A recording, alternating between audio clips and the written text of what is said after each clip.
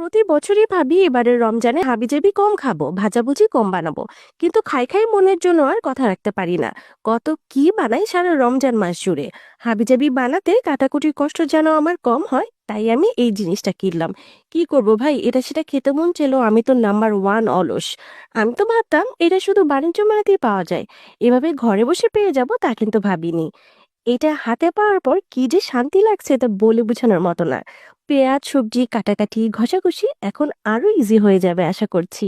সবজি cube cube করে কাটার জন্য কয়েকটা সাইজে কাটার আছে, গ্রেট করার জন্য কয়েকটা অপশনও আছে। আর আমার মতো আলু চিপস লাভারদের জন্য সহজে আলু কাটার জন্য এইটা বেস্ট। যদিও সালাদের শসা বা যে কোনো সবজি কাটা যাবে, এর মধ্যে আবার দুইটা ডিজাইনও রয়েছে।